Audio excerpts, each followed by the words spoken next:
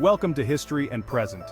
Today we're diving into the fascinating history of Canada, a country known for its vast landscapes, diverse culture, and rich history. In the next 6 minutes, we'll journey from the ancient times when Indigenous peoples thrived across the land, through the periods of European exploration, colonization, and the struggle for nationhood, to the Canada we know today. Let's start at the beginning. Long before the arrival of Europeans, Canada was home to a vast and diverse population of Indigenous peoples. These groups, including the Inuit, Métis, and First Nations, had lived on the land for thousands of years. They developed complex societies with their own languages, traditions, and ways of life, deeply connected to the land and nature. Their histories and cultures are foundational to Canada's identity, and their influence is still felt across the nation today. The first Europeans to arrive were the Vikings, led by Leif Erikson, who briefly settled in Newfoundland around the year 1000. However, it wasn't until 1497 that John Cabot, sailing under the English flag, became one of the first Europeans to explore the mainland of what is now Canada. His journey marked the beginning of European interest in the region. Fast forward to the early 1600s, when French explorer Samuel de Champlain established the first permanent European settlements in Quebec. Champlain's efforts laid the groundwork for New France, a vast territory that would stretch across much of modern-day Canada and the United States. The French built alliances with indigenous groups, particularly in the fur trade, which became the backbone of New France's economy. However, the British were also eyeing the riches of the New World. Over time, tensions between France and Britain grew, leading to a series of conflicts known as the French and Indian Wars in North America.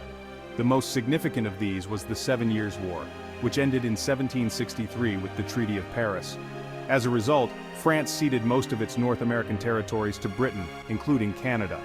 Now under British control, Canada began to change rapidly. The British introduced new laws, institutions, and settlers. However, the French-speaking population in Quebec remained, and their unique culture and language continued to thrive.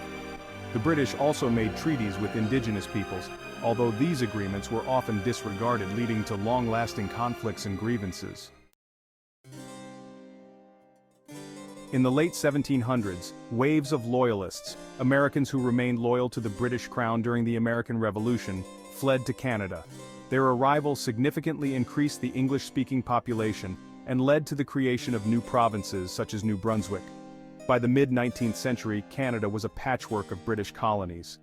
The idea of uniting these colonies gained momentum, especially as they faced external threats, like the possibility of American expansion.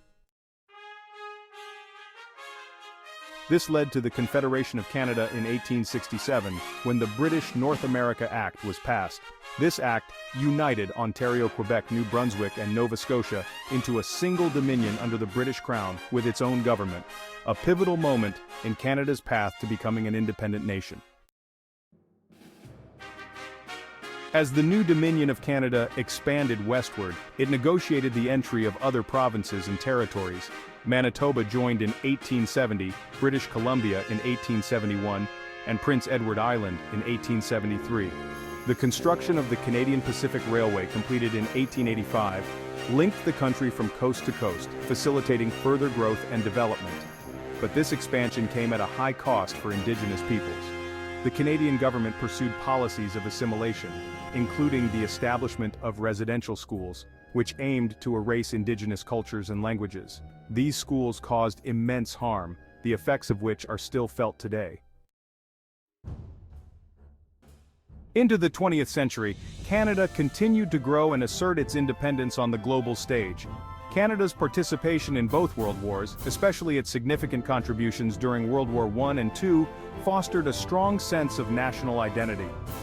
After World War II, Canada experienced economic growth and social change, including the rise of multiculturalism as a defining feature of Canadian society. In 1982, Canada achieved full sovereignty with the patriation of the Constitution and the introduction of the Canadian Charter of Rights and Freedoms. This milestone marked Canada's ability to amend its constitution without requiring approval from Britain, solidifying its status as a fully independent nation. Today, Canada is known for its political stability, cultural diversity, and commitment to human rights. It is a country that values its history while striving to address the injustices of the past, particularly in its relationship with Indigenous peoples. The process of reconciliation is ongoing as Canada seeks to build a future where all its citizens can thrive. And there you have it, the history of Canada in a nutshell. From the rich traditions of Indigenous peoples to the struggles of colonization, and from the birth of a nation to its emergence as a global leader, Canada's story is one of resilience, diversity, and hope for the future. Thanks for watching. If you enjoyed this video, please like, share, and subscribe to History and Present for more engaging stories from the past and present. See you next time.